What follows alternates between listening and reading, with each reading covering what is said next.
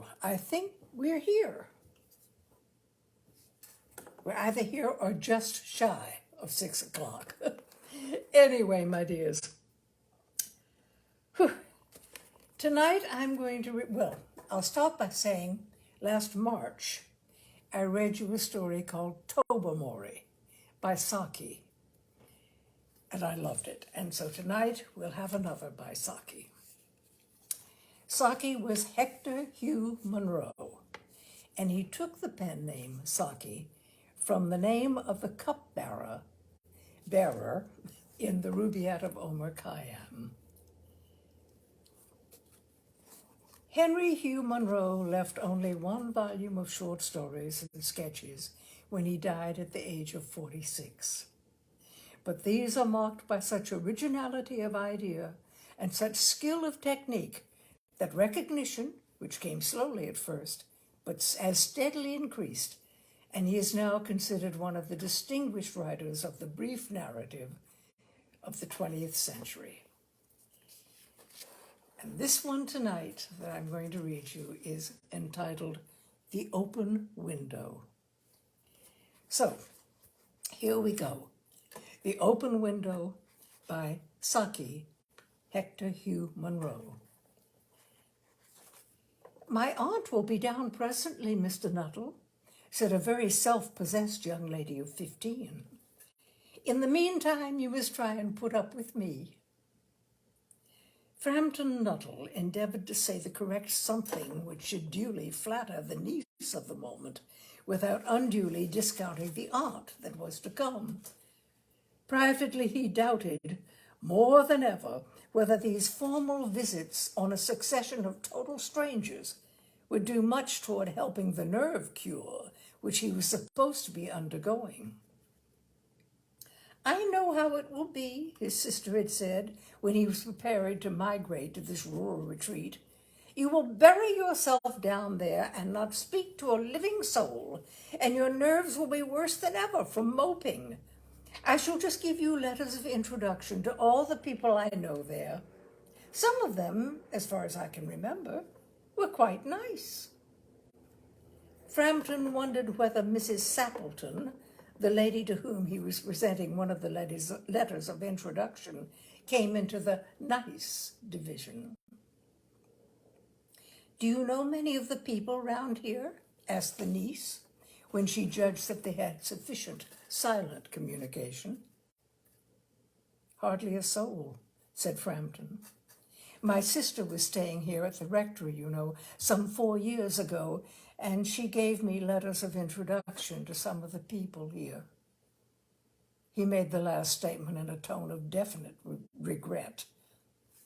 Then you know practically nothing about my aunt, pursued the self-possessed young lady. Only her name and address, admitted the caller. He was wondering whether Mrs. Sappleton was in the married or widowed state.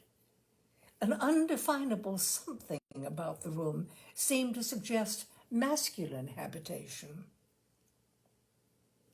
Her great tragedy happened just 3 years ago, said the child. That would be since your sister's time. Her tragedy? Asked Frampton. Somehow in this restful country spot, tragedies seemed out of place.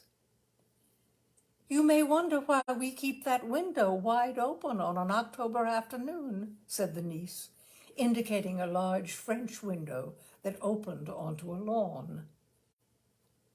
It is quite warm for the time of the year, said Frampton. But has that window got anything to do with the tragedy?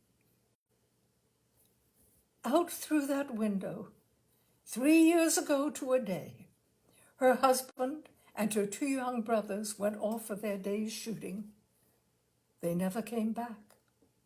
In crossing the moor to their favorite snipe shooting ground, they were all 3 engulfed in a treacherous piece of bog. It had been that dreadful wet summer, you know, and places that were safe in other years gave way, and suddenly, without warning, their bodies were never recovered. That was the dreadful part of it. Here the child's voice lost its self-possessed note and became falteringly human. Poor aunt always thinks that they will come back someday.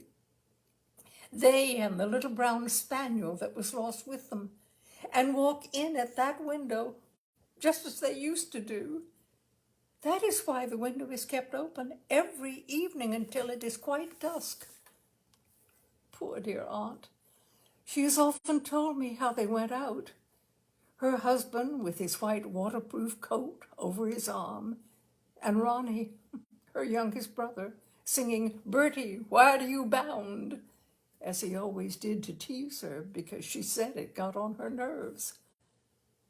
Do you know, sometimes on still, quiet evenings like this, I almost get a creepy feeling that they will all walk in through that window. She broke off with a little shudder. It was a relief to Frampton when the aunt bustled into the room with a whirl of apologies for being late in making her appearance. "I hope Vera has been amusing you," said she. "She's been very interesting," said Frampton. "I hope you don't mind the open window," said Mrs. Sappleton briskly. "My husband and brothers will be home directly from shooting, and they always come in this way. They've been out for snipe in the marshes today, so they'll make a fine mess over my poor carpets. So like you men folk, isn't it?" She rattled on cheerfully about the shooting and the scarcity of birds and the prospects for duck in the winter. To Frampton, it was all purely horrible. He made a desperate but only partly successful effort to turn the talk to a less ghastly topic. He was conscious that his hostess was giving him only a fragment of her attention, and her eyes were constantly straying past him to the open window and the lawn beyond. It was certainly an unfortunate coincidence that he should have paid his visit on this tragic anniversary.